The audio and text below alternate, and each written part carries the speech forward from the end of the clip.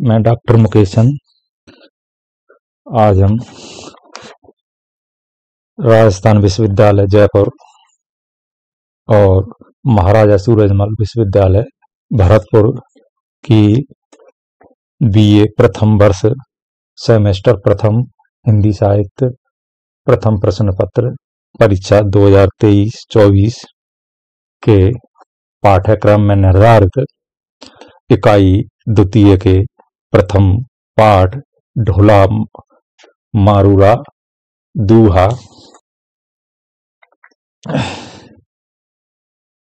ढोला मारूरा के कुछ दोहों का हम अनुवाद करेंगे, व्याख्या करेंगे। इससे पहले ढोला मारूरा दूहा के संबंध में कुछ परिचय प्राप्त कर लेना है। परिचय प्राप्त के साथ ही इसकी एक प्रेम काव्य है। यह हिंदी साहित्य के आदिकालीन लौकिक साहित्य की प्रसिद्ध रचना है। इसके समय एवं रचयिता के संबंध में मतभेद है। यह एक आदिकाल का लोक प्रसिद्ध प्रेम गाथात्मक वीर काव्य है। इसकी रचना दोहों में या दुआ छंद में ही है।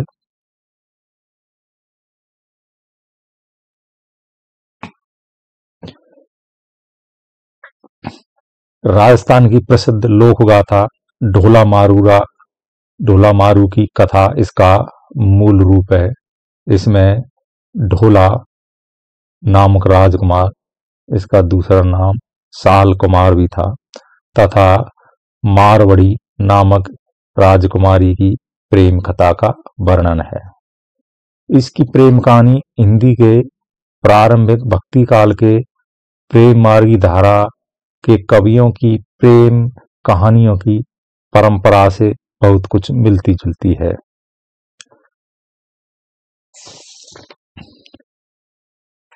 ढोला मारूरा दूहा अपने मूल रूप में एक प्रेम काव्य है। इसका कथानक ऐतिहासिक आधार पर प्रतिष्ठित है।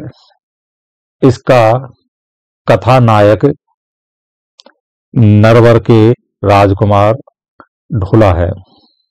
इसका कथानक नरवर के राजकुमार ढोला और पूगल की राजकुमारी मारवाड़ी के प्रेम, विरह और मिलन पर आधारित है। अर्थात यहाँ इनके दोनों का प्रेम और वैवाहिक जीवन अंकित हुआ है।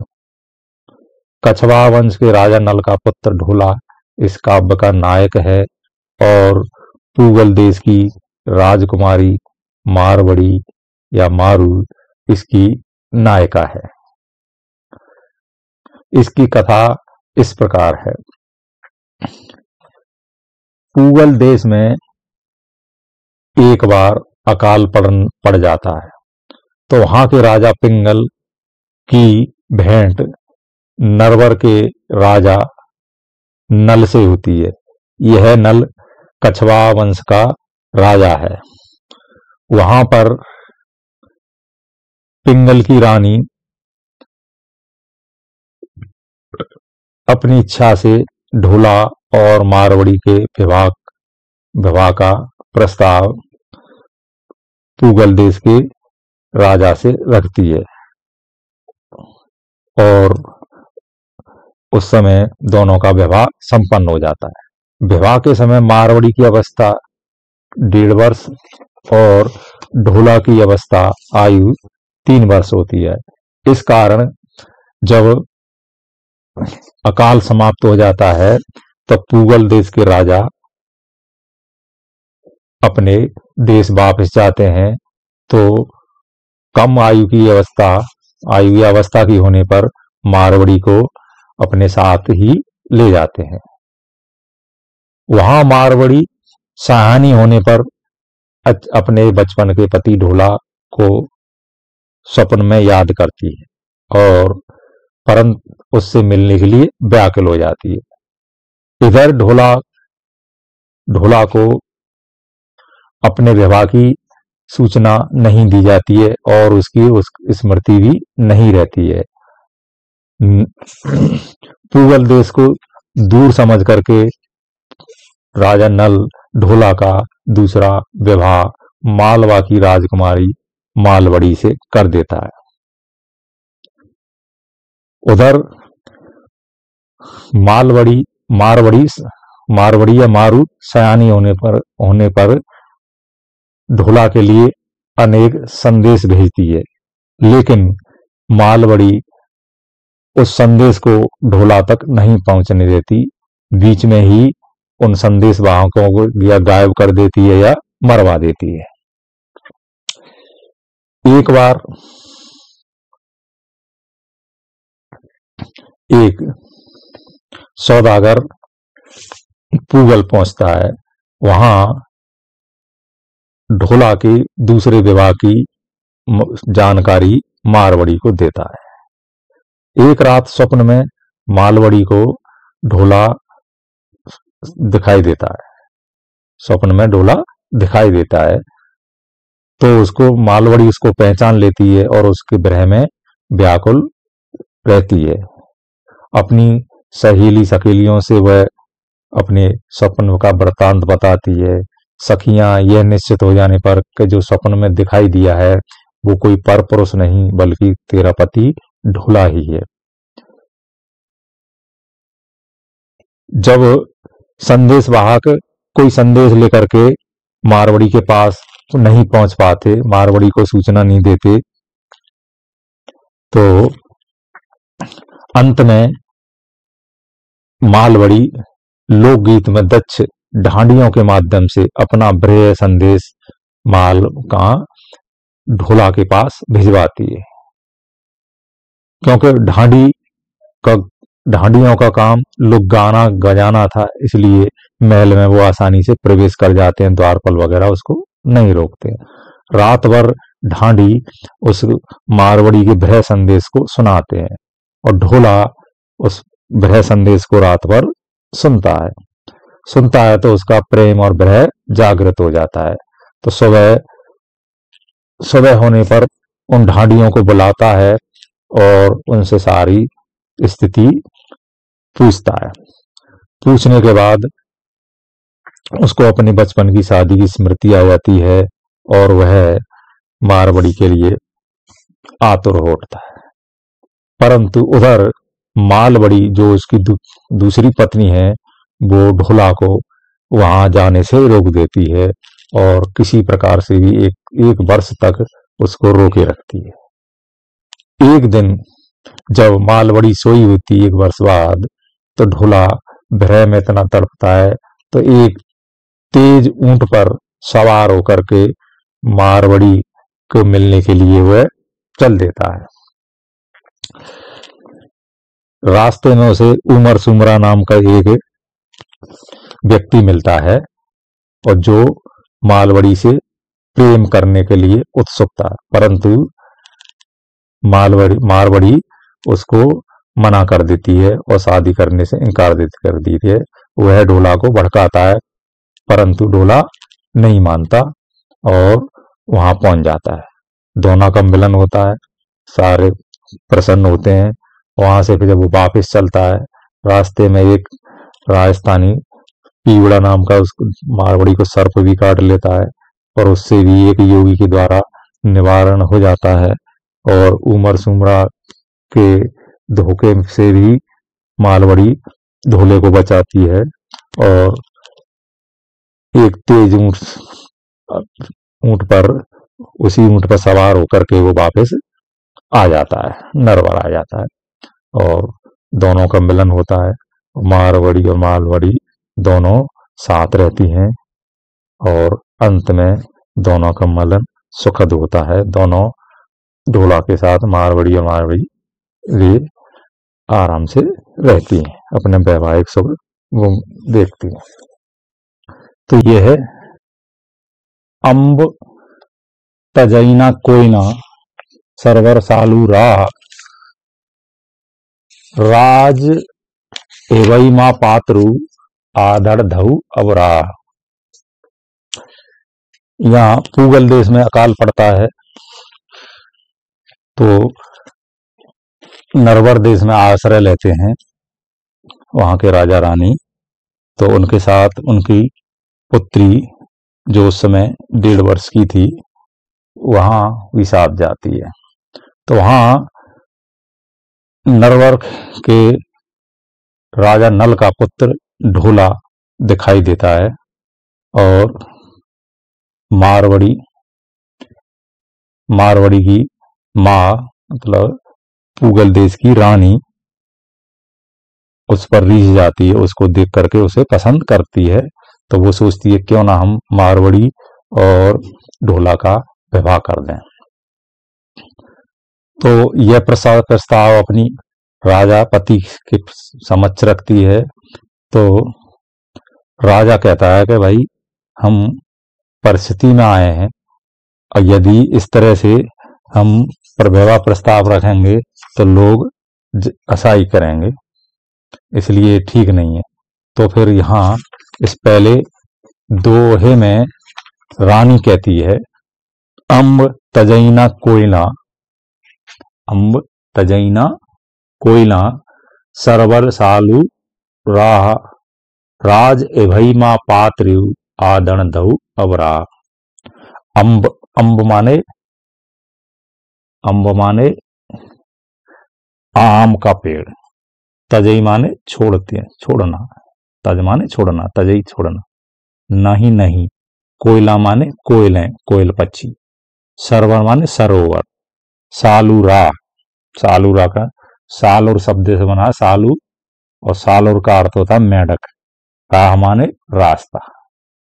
यानी रानी कहती है कि अम्ब तजैना कोयलें आम के वृक्ष को नहीं छोड़ती हैं और सालूरा मतलब सालू यानी मेढक सरोवर के रास्ते को कभी भी नहीं छोड़ते हैं। जिस प्रकार कोयलें आम के वृक्ष को नहीं छोड़ती हैं और मेढक सरोवर के रास्ते को नहीं छोड़ते हैं, अर्थात नहीं भूलते हैं। इसलिए हे राजन, हेवई माने होवे, मत मां माने मत, पात्रु पागल, इसलिए हे राजन तुम पागल मत हो।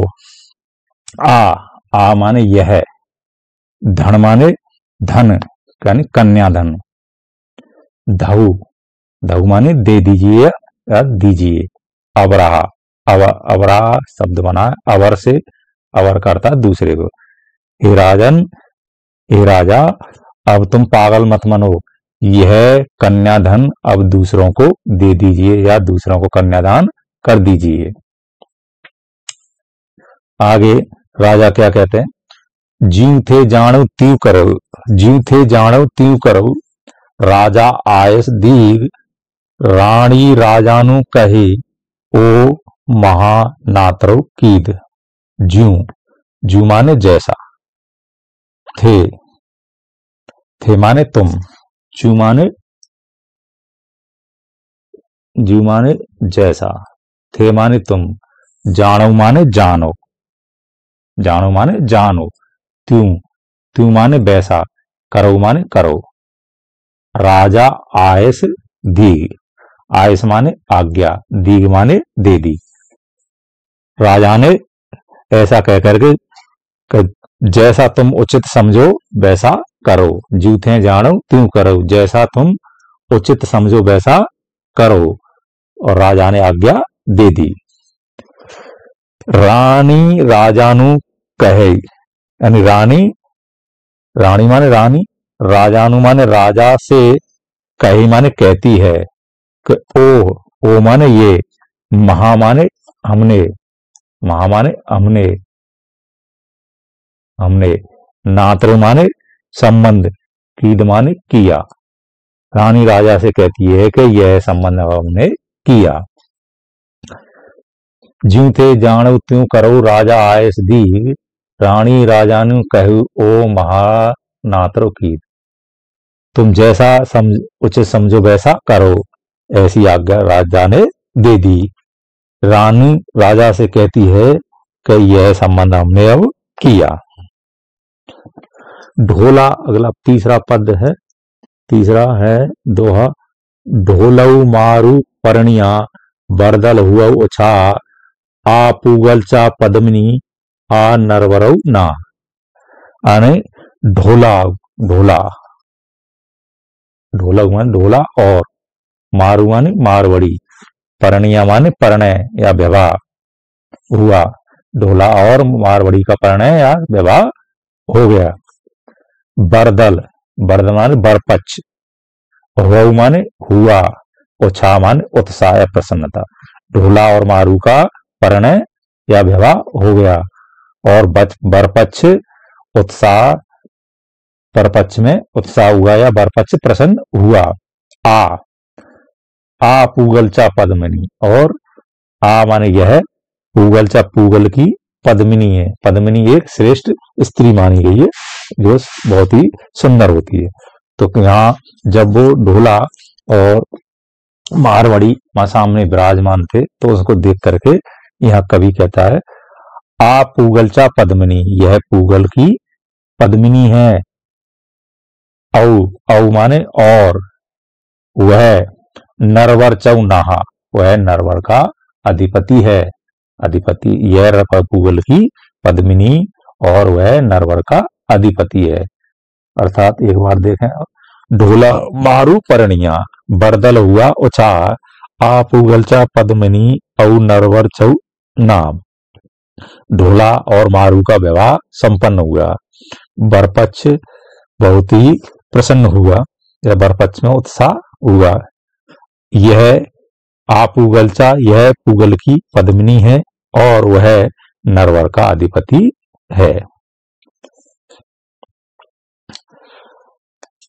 इसके बाद विवाह संपन्न हो जाता है।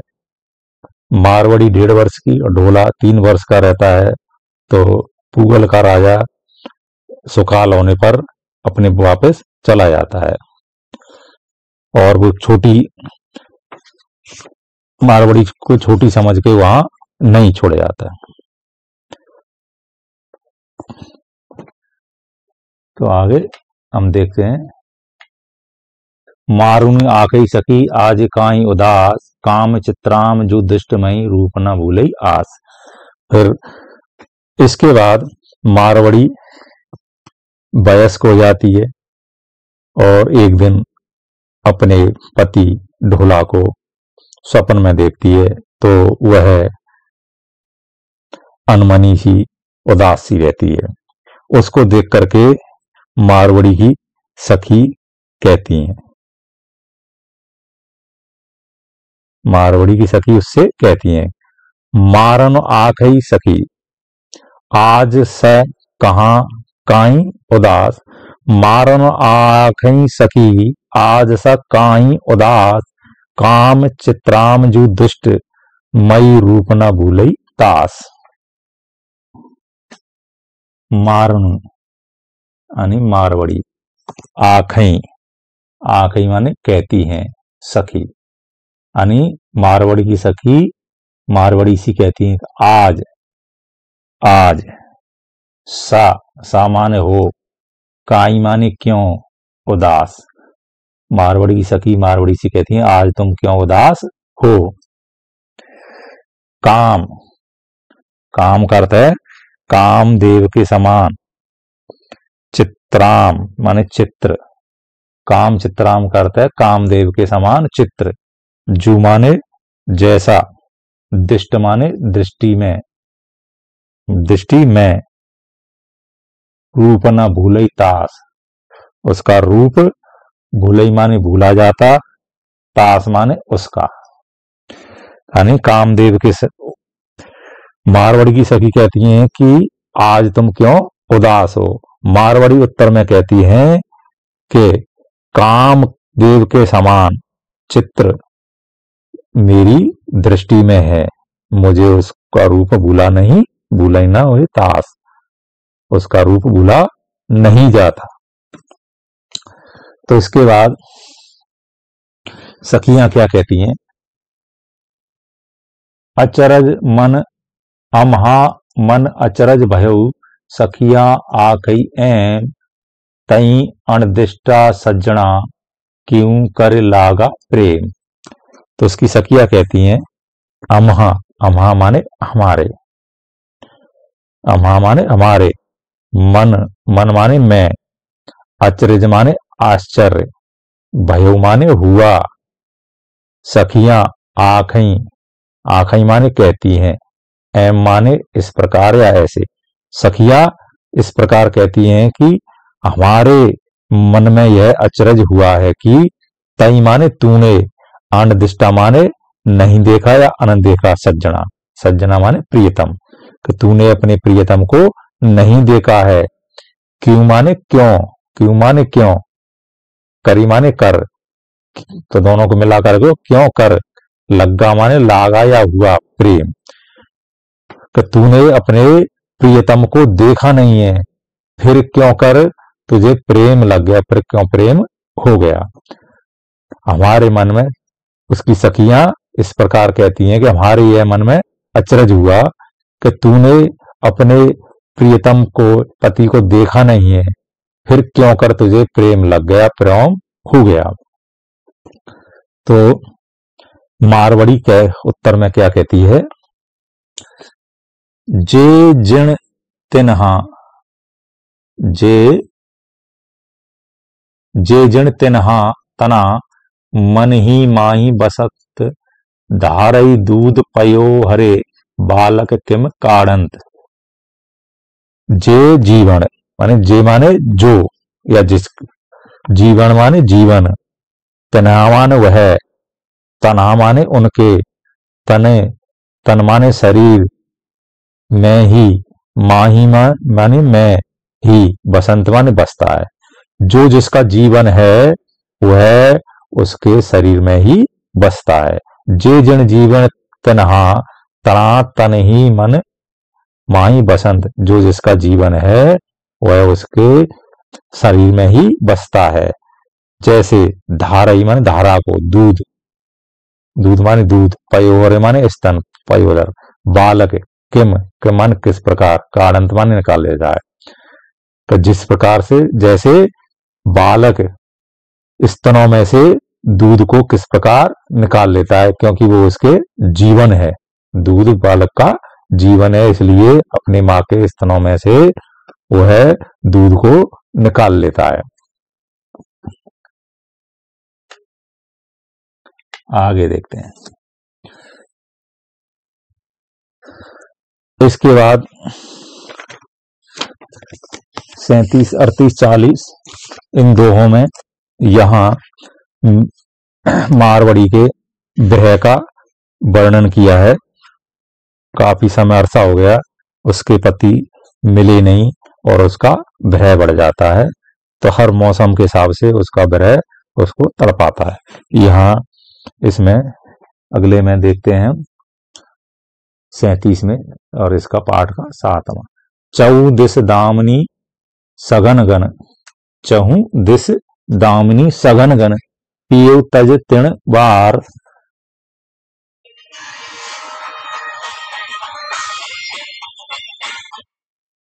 पियूं तज तिण बार, मारू मर चातक बहे, पीयू पीयू करत पुकार।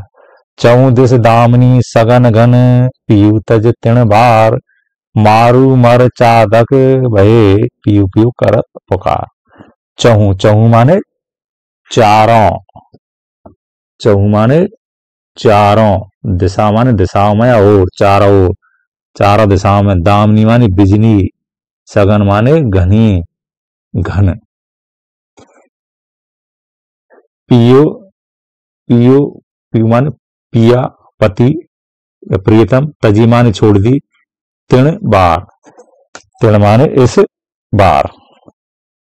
चहु चारों दिशाओं में, बादलों में, चारों दिशाओं में बादलों में घनी बिजली चमक रही है। चारों दिशाओं में सघन बादलों में बिजली चमक रही है। पीयू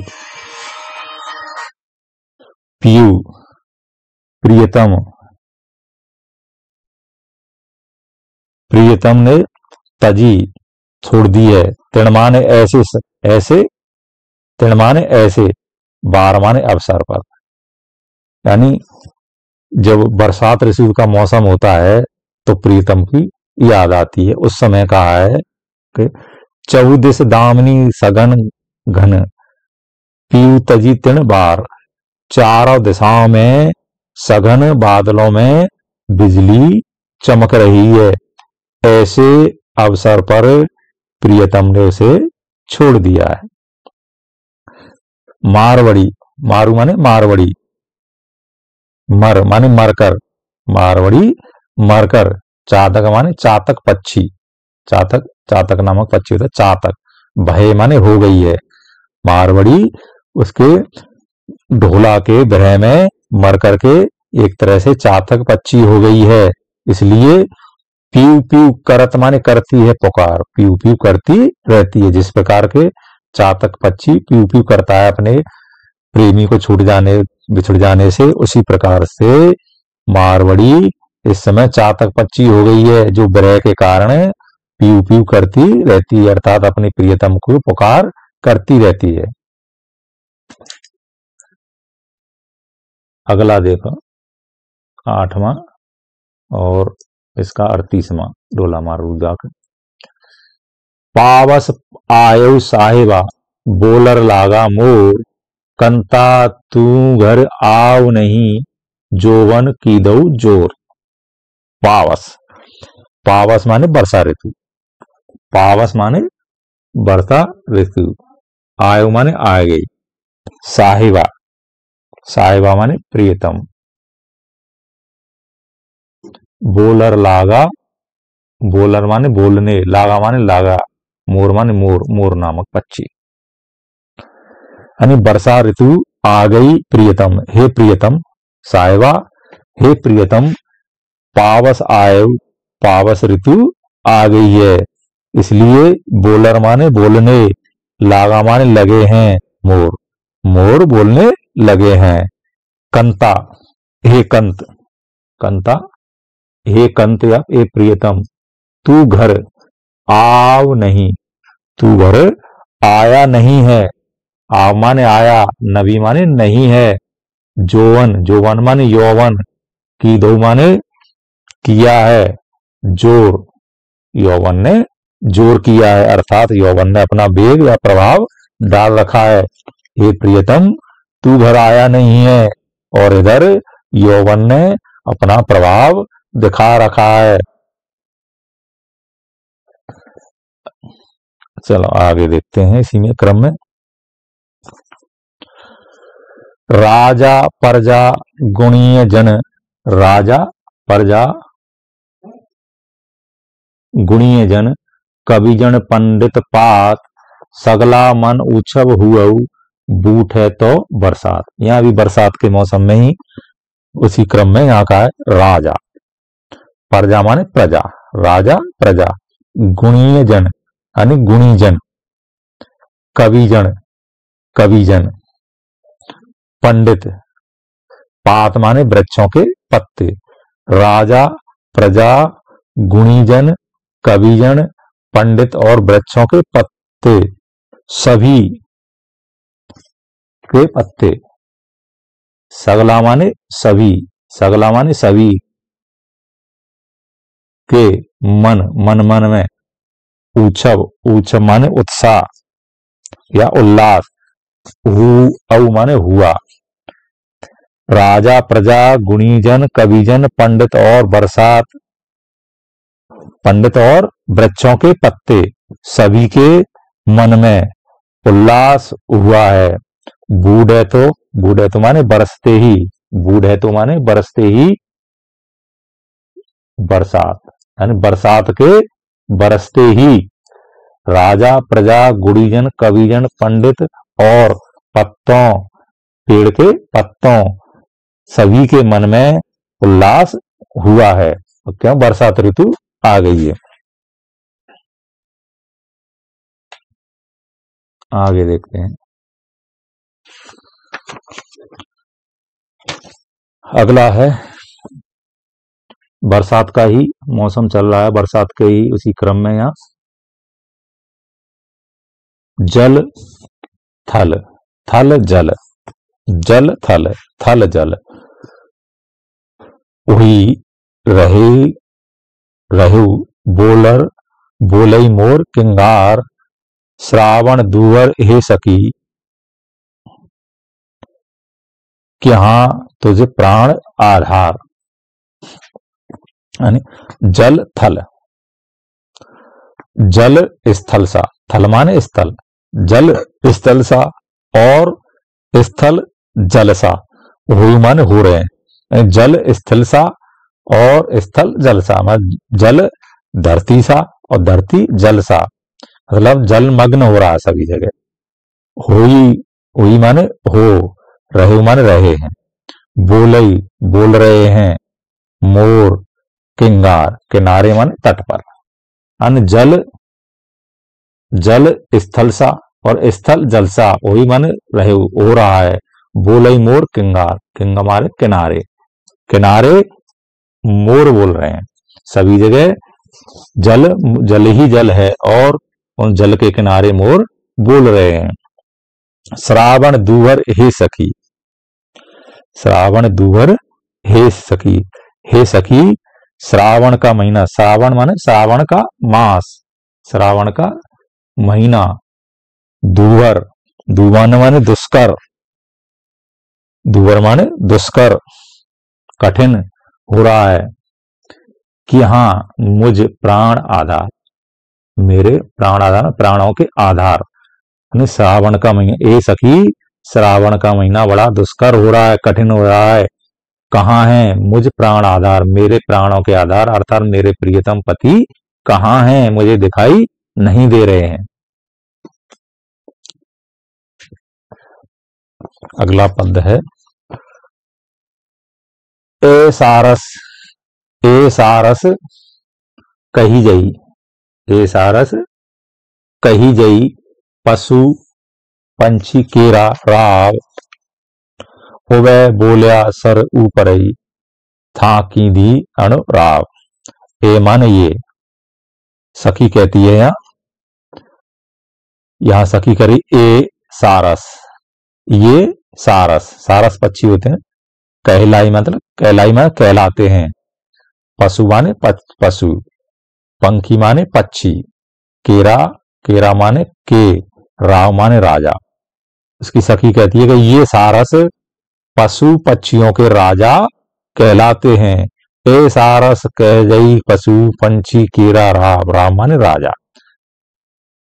मारवाड़ी की सखी कहती है कि ये सारस पशु पक्षियों के राजा कहलाते हैं, ओवे, ओवे माने वो वे, ओवे माने वे, बोलिया, बोलिया माने बोले, सर माने सरोवर, ऊपर ही माने ऊपर, और वो सरोवर के ऊपर बोले हैं, था माने तुमने, कीदी, कीदी माने किया, अनुराम माने अनुकरण, अनुरवया शब्द का अनुकरण।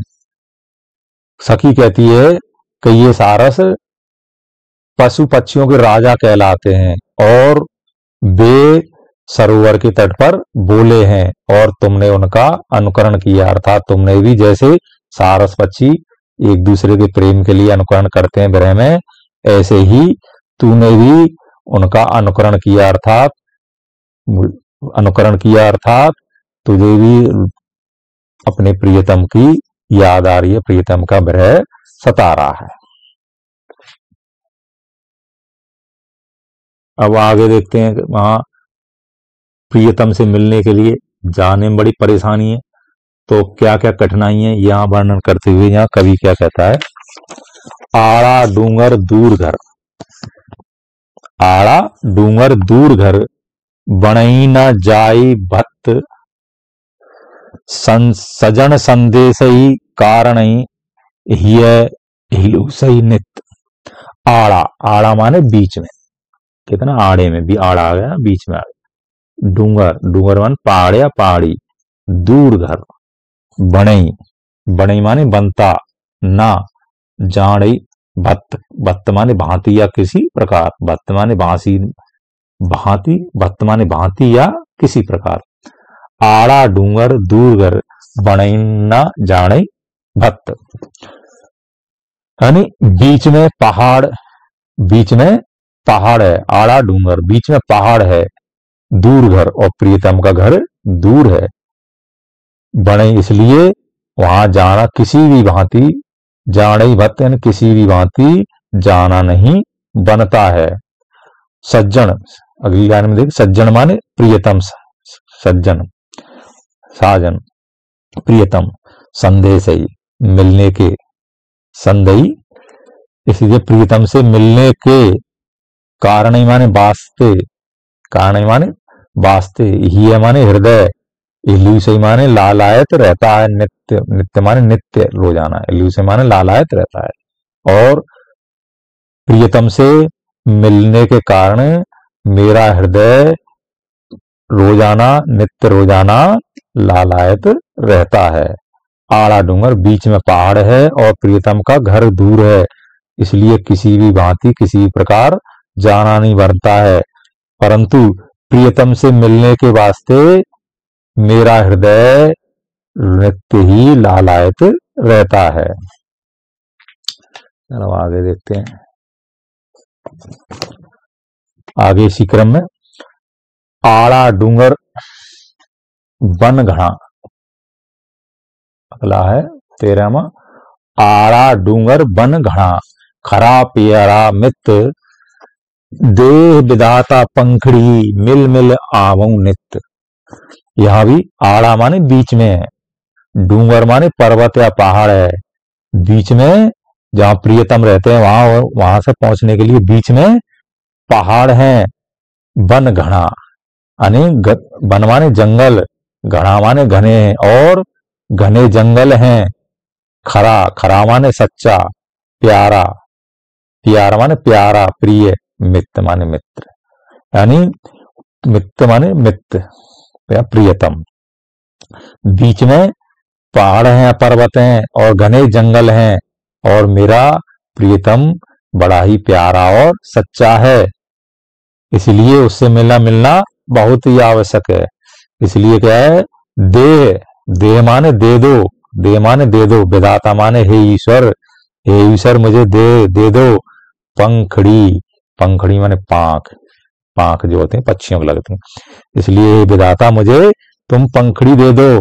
मिल मिल करके, मिल माने मिल मिल करके, आवं माने आ जाया करूं, नित्य माने नित्य प्रतिदिन, हे विधाता मुझे तुम पंखड़ी दे दो, इसलिए मैं प्रतिदिन मिल मिल करके आ जाया करूं, मिल करके वापस उड़ करके आ जाया करूं।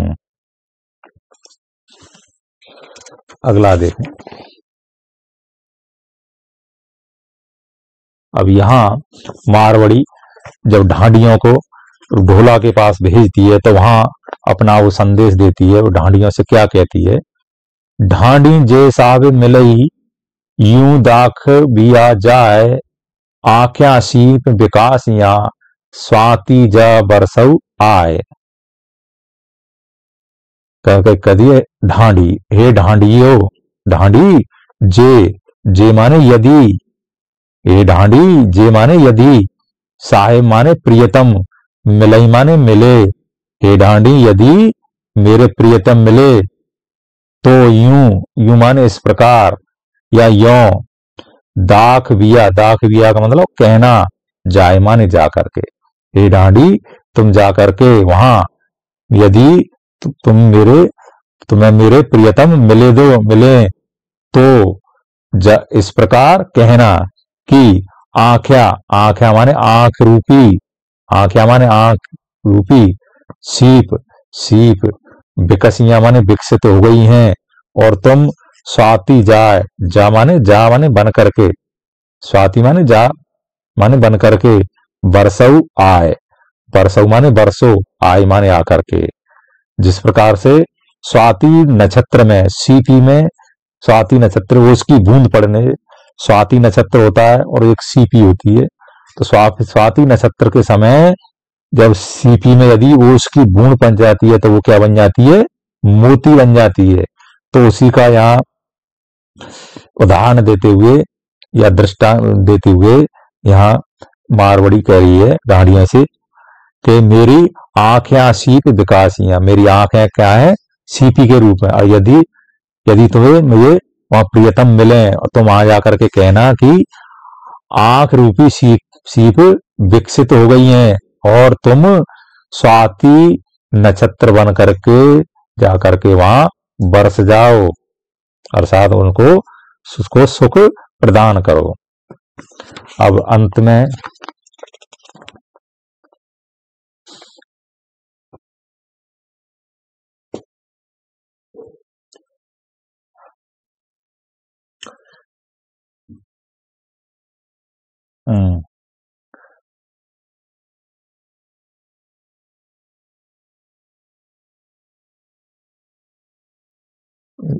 एक है 14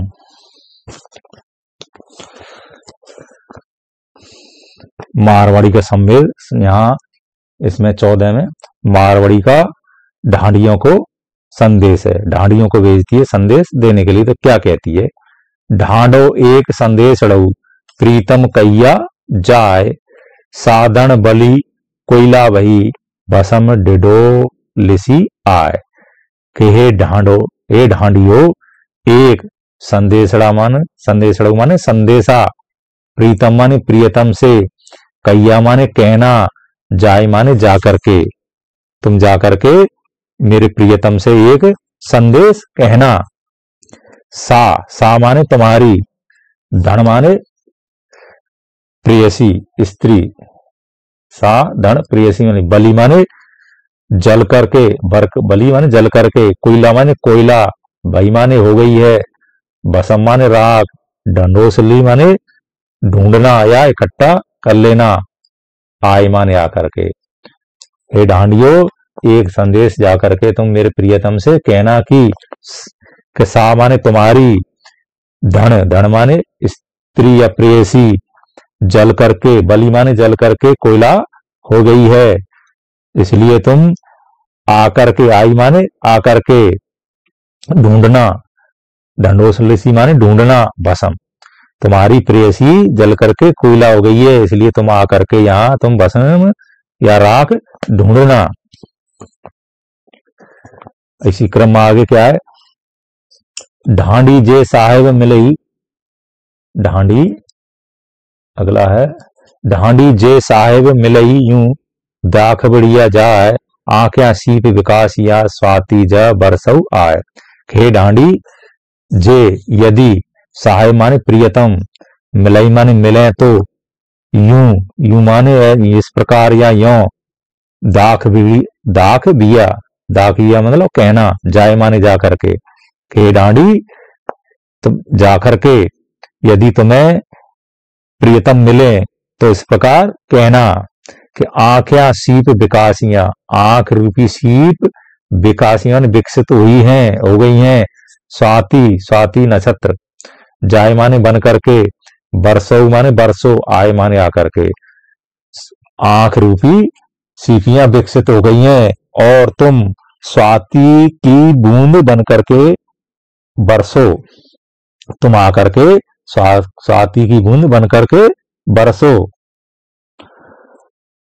जैसे सीप में स्वाति नक्षत्र के दिन यदि ओस की बूंद पड़ जाती है तो वो ओस की बूंद मोती बन जाती है।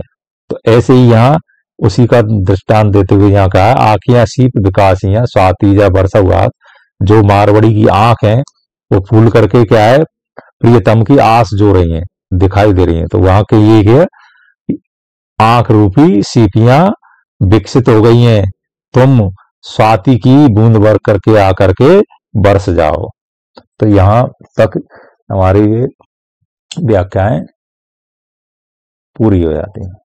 इसमें दोहा छंद है, संपूर्ण पद में दोहा छंद है और